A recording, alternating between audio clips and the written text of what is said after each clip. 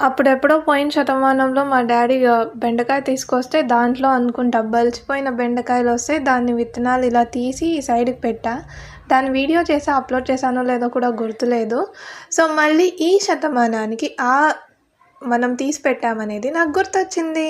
So, ఇప్పుడేం చేస్తున్నామంటే దాన్ని ఆఫ్‌కోర్స్ గార్డెనింగ్ చేస్తున్నాం. సో, ఇప్పుడు గుర్తొచ్చింది కాబట్టి ఇప్పుడు పెడుతున్నా. సో, పెరుగుతుందంటారా? నాకెందుకో డౌట్ కొడుతుంది. ఎందుకంటే చాలా రోజులైపోయింది కదా! అండ్ మట్టిని చూసారా? నేను దీంట్లో ఇంతకుముందు పాలకూరేసాను. సో, దీంట్లో ఏమంటే మట్టి వామ్స్ ఉంటాయి కదా! దీన్నేమంటారు మీరు?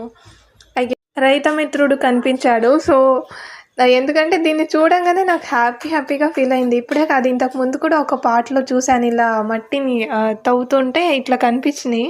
సో, ఓకే, మన మట్టి కొంచెం హెల్తీగా ఉందని ఫీల్ అయింది నాకు. ఎందుకంటే చాలా చోట్ల విన్నా నేను. సాయిల్‌లో ఈ పురుగులు అస్సలు రావట్లేదు.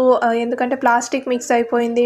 పెస్టిసైడ్స్ ఎక్కువగా వాడడం వల్ల ఇవి అస్సలు కనిపించట్లేదు. ఇది రీజన్ అని నేను చాలా చోట్ల విన్నా.